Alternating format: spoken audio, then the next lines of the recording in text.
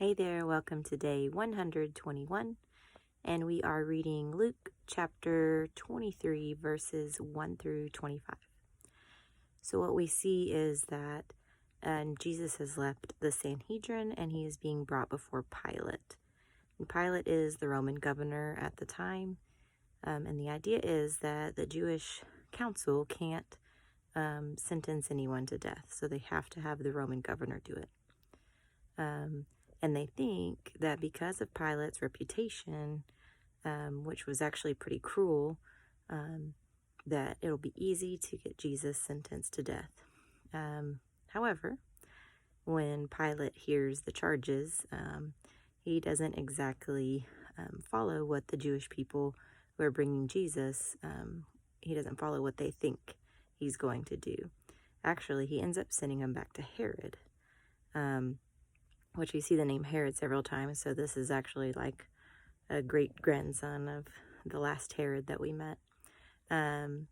So this is, Herod is very interested by Jesus, but he does not believe Jesus is who he says he is. It's more of an entertainment for him. And of course, Herod says, I don't see anything wrong either. So he sends him back to Pilate. And Pilate basically says, I don't see any guilt with this man. He seems innocent.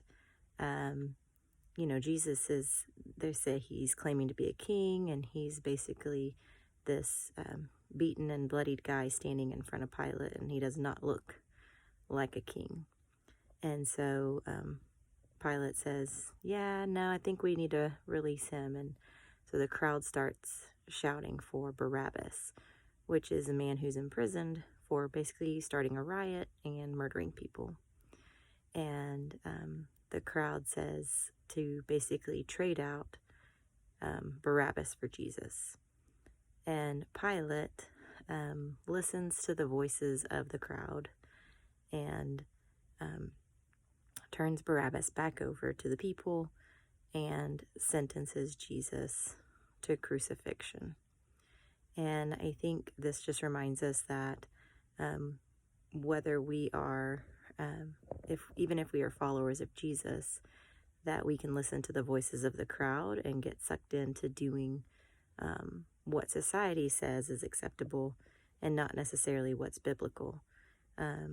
So as you are reading through the scripture today, just be sure to examine the voices that you're allowing to speak into your life, and that those voices are biblical voices and are spiritually based, that they are Christian voices, and if they're close friends and they're not Christians, then you have to examine their advice or what they say with a different lens. And it's important that you have those spiritual people and godly people in your life so that you are getting that scriptural wisdom, unlike Pilate here in the story. And so we know that coming up, Jesus is sentenced to crucifixion, but we know that this is all in his time and that he stood silent, knowing that this was the will of God, and was a humble servant to us as he makes his way to the cross. So I hope you have a great day, and I will see you next time.